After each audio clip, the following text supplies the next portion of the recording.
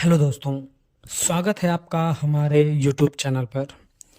छत ढलाई के कितने दिन बाद ऊपर काम शुरू कर सकते हैं?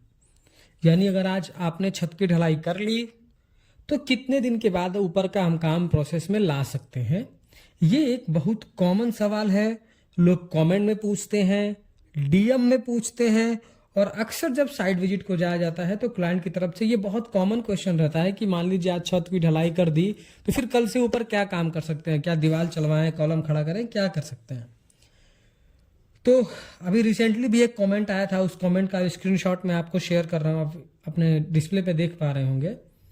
तो आज की इस वीडियो में हम आपको यही बताएंगे और जानने की कोशिश करेंगे कि क्या सही तरीका है। जैसा कि आप जानते हैं कि अभी के समय में छत की ढलाई करना, स्लैब की कास्टिंग करना कितना एक्सपेंसिव हो गया है, कितना महंगा हो गया है। एक मिस्टेक की वजह से कोई प्रॉब्लम आ जाए तो आप समझ सकते हैं कि कितना नुकसान हो सकता है। कि इतनी एक्सपेंसिव चीजें आप ला करके, अच्छा से अच्छा सीमेंट ला करके आप स्लैब की कास्टिंग करें और कोई एक प्रॉब्लम की वजह से आपकी छत को कुछ नुकसान हो जाए तो ये बड़ा नुकसान हो सकता है। तो हम इसको आज के वीडियो में बताएंगे कि कितना दिन बाद काम शुरू करना है और ढलाई के अगले दिन ही आप क्या काम कर सकते हैं। कि देखिए, बहुत सारा काम आप छत ढलाई के जस्ट बाद स्टार्ट कर सकते हैं, पर कुछ काम ऐसे हैं जो आपको छत की ढलाई के लिए नहीं करना है। हम बात करेंगे रेसिडेंशियल और कमर्शियल दोनों प्रोजेक्ट के बारे में। ज्यादातर जो मेरे व्यूअर्स हैं वो कभी रेसिडेंशियल प्रोजेक्ट वाले हैं और फ्रेशर इंजीनियर्स हैं या फिर सिविल के लिए मिस्त्री हैं या फिर ठेकेदार हैं। तो अभी हम छोटे जो है प्रोजेक्ट के बारे में बात करते हैं, क्योंकि क्या है कि छत ढलाई के अगले दिन बाद ही अगर आप कंप्लीट काम चालू कर देंगे तो शटरिंग में प्रॉब्लम या छत में डिफ्लेक्शन आ सकता है। क्योंकि ऐसा इसलिए होता है कि छत ढलाई करते ही छत में स्ट्रेंथ नहीं आ जाती है, स्ट्रेंथ गेन करने में टाइम लगता है। आप इस तरीके से समझिए कि हमने शटरिंग कर दिया और शटरिंग करने के बाद हमने स्लैब की कास्टिंग कर दी तो उसमें तुरंत स्ट्रेंथ नहीं आ जाता है। तभी तो हम आपको बोलते हैं कि आपको शटरिंग 14 दिन के बाद ही खोलनी है। तो पहले हम ये बात करेंगे कि अगले दिन आपको क्या क्या करना होता है। तो अगर आप चाहते हैं कि आपका स्ट्रक्चर अच्छा बने, मजबूत बने, तो अगले दिन आपको सबसे पहला काम क्यूरिंग का करना है, यानी तराई का करना है।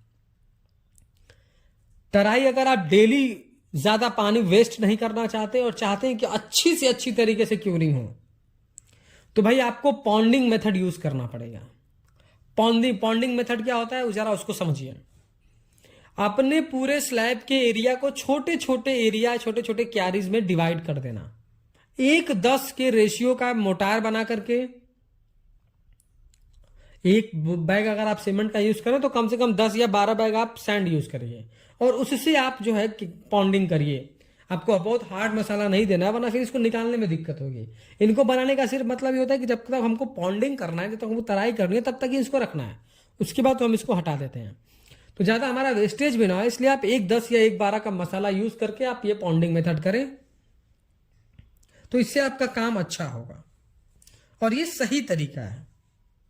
इस तरीके से क्या है कि अगर एक बार आप पानी भर देंगे, आपने क्यारी बनाई, पानी एक बार भर दिया आपने, तो आपको 14 दिन तक पानी रखना है। तो आपको डेली पानी वेस्ट करने की जरूरत नहीं। आपने एक बार पानी भर दिया, पानी इतना जल्दी उड़ेगा नहीं, इतना जल्दी एब्जॉर्ब नहीं होगा। हर 2 दिन 3 दिन पे आप पानी में उसमें थोड़ा थोड़ा पानी डालते रहेंगे, तो बहुत अच्छी तरीके से स्ट्रेंथ को गेन करता है। तो आपको 7 से 10 दिन तो क्यूरिंग करना है स्ट्रेंथ के लिए। अगर आप चाहें तो कुछ काम कर सकते हैं। सबसे इंपॉर्टेंट तो यही है कि आपको क्यूरिंग करना है, लेकिन अगर आप चाहें तो कुछ काम कर सकते हैं, जैसे कि कॉलम का स्टार्टर बनाना। स्टार्टर आप समझ पा रहे होंगे कि कॉलम की एग्जैक्ट पोजीशन को फर्स्ट फ्लोर पे भी मार्किंग कर लेना और थोड़े 1 इंच की हाइट तक कंक्रीटिंग कर लेना। ये क्या है, कॉलम की पोजीशन को एग्जैक्ट रेक्टिफाई कर देता है। तो आपको स्टार्टर बना लेना है। इससे ज्यादा आप काम, जैसे बहुत सारे जगह पर लोग देखते हैं कि लोग कहते हैं कि चलो भाई काम नहीं चालू कर सकते तो कम से कम बालू ही लोड कर दो, कम से कम ईंट ला करके ऊपर रख दो, या कुछ नहीं कर सकते कम से कम आउटर की दीवार चला दो।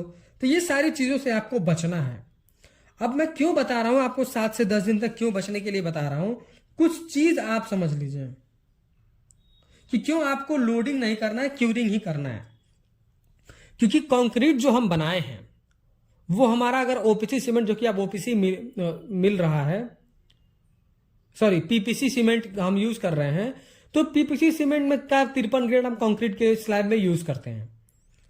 तो उसका जो स्ट्रेंथ गेन करने का टाइमिंग समझिए आप। अगर आप जब समझ लेंगे कि उसमें हार्ड कब हो रहा है, वो उसमें टाइमिंग कब आ रही है, उसमें स्ट्रेंथ कब आ रही है, जब टाइमिंग आप जान जाएंगे तो आप खुद समझ जाएंगे कि आपको ऊपर कितना काम करना है और कब करना है। पहला दिन कंक्रीट करने के 24 घंटे के बाद जो हमारा कंक्रीट है, हमारा छत है, वो 16% तक स्ट्रेंथ गेन कर लेता है। 3 दिन में जो है वो 40% तक गेन कर लेता है। 7 दिन में वो एक हफ्ते में 65% तक स्ट्रेंथ गेन कर लेता है। और 14 दिन में 90% तक अपने स्ट्रेंथ को अचीव कर लेता है।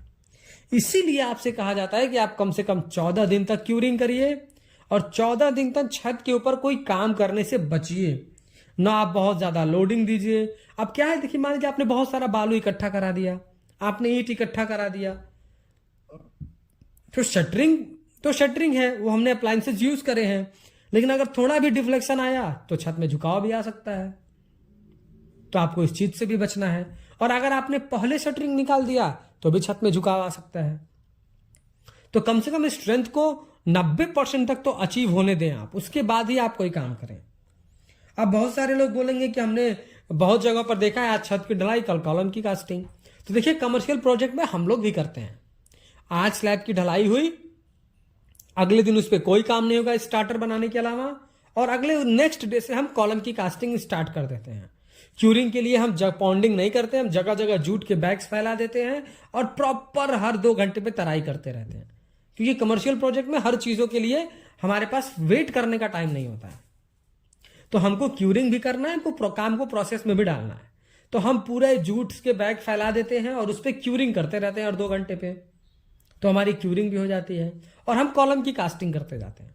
क्योंकि कमर्शियल प्रोजेक्ट में क्या होता है, पहले हमारा स्ट्रक्चर बन जाता है, यानी हमारे बीम कॉलम स्लैब पहले बन जाते हैं, ब्रिक वर्क बाद में होता है। तो हमको कॉलम की कास्टिंग के लिए बहुत ज्यादा लोडिंग भी नहीं करना होता। हम नीचे कंक्रीट लग बनवाते हैं, ऊपर ला करके अपना फर्मा शीट किया और कंक्रीटिंग कर दी कॉलम की। तो कमर्शियल प्रोजेक्ट अलग है और गांव का जो रेसिडेंशियल प्रोजेक्ट है वो अलग है। पहले ब्रिक वर्क होगा, कॉलम कास्ट होगा, फिर छत की ढलाई होगी। तो छत पे लोड आपको नहीं डालना, इस चीज से आपको बचना है। तो दोस्तों उम्मीद करता हूं कि आप समझ गए होंगे कि छत ढलाई की कितने दिन बाद आप काम शुरू कर सकते हैं, क्योंकि मैंने सारे पहलू को आपको बता दिया। वीडियो पसंद आया हो तो प्लीज वीडियो को लाइक कर दे, और अगर चैनल पर नए हैं, कंस्ट्रक्शन से रिलेटेड ऐसे ही इंफॉर्मेटिव वीडियोज इन फ्यूचर देखना चाहते हैं, तो प्लीज चैनल को सब्सक्राइब करके बेल नोटिफिकेशन को ऑल पर प्रेस कर दें। Thank you.